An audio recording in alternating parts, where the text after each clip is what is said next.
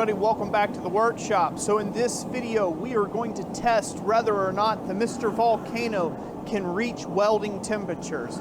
So I've got two pieces of mild steel, 3/8" square bar, or roughly 10 mil for those of you across the pond, square, in the forge and already up to temp.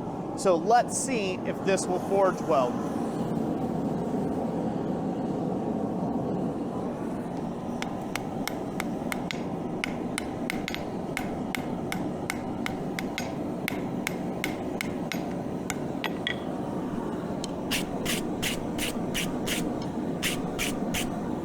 Now normally I'd put this back in the forge. Just so you know, there's no tricks. There's me hanging on to one side.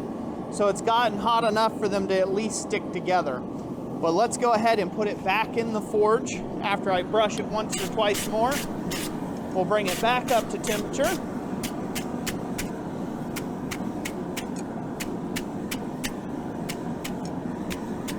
And we'll get it welded again. All right, it looks like it's getting back to that bright lemon yellow color. I'm gonna roll it over so I can make sure that both sides are heated and we're not just getting a lot of the flame from on top. Sometimes when they lay on the fire brick will insulate that bottom surface from getting fully to forge welding. So it's good to flip it still, even in a gas forge. Out we come with it.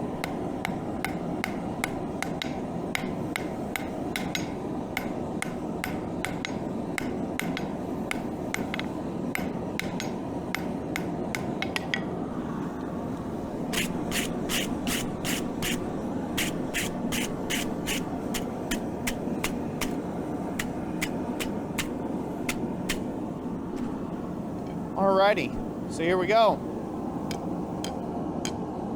It is stuck. It's forge welded. Now, would I trust this joint right now as it sits to be able to open it up or spread it open? No, I would not. And the reason for that being, because of the subject of YouTube here, I had to leave this in the forge at more of an oxidizing environment than what I normally would if you were just forge welding this. You would bring it up to a forge weld temp, you would reduce the amount of oxygen coming into the forge by making it run more rich with the gas, and then you would bring this out if you were doing a fluxless weld. So a lot of guys recommend using this Iron Mountain forge welding flux. In fact, it says it's great for gas forges on here because it's supposed to just sit on the surface and not really drip down and eat the fire brick away in your gas forge.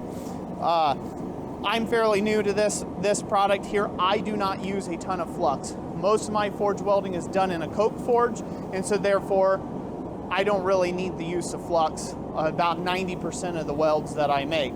But again, that's a product, if you're struggling with it, you may choose to use in the future.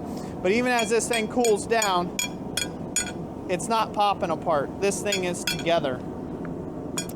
So if you have left it in a fire like I did for a long time, in an oxidizing fire, you build up oxygenated layers. You basically build up iron oxide between the layers of the weld, and that can be harder to expel with successive forge welds. You might have to work the piece too much to actually get them done. But as you can see, those bars, they're stuck together. So there you go, there you have it. Yes, it will forge weld. I will be going over this in another video. If this video gets a lot of likes, if you guys want to, comment down below. If you want to see a video on it, I will do a video on how to properly tune your gas forge and what to look for, whether it be a reducing flame, an oxygen neutral flame, things like that. I will showcase that in another video. Again, hit the like button, comment down below, and don't forget to subscribe for more content like this. Thank you to all the channel members that make this possible. Couldn't do it without you.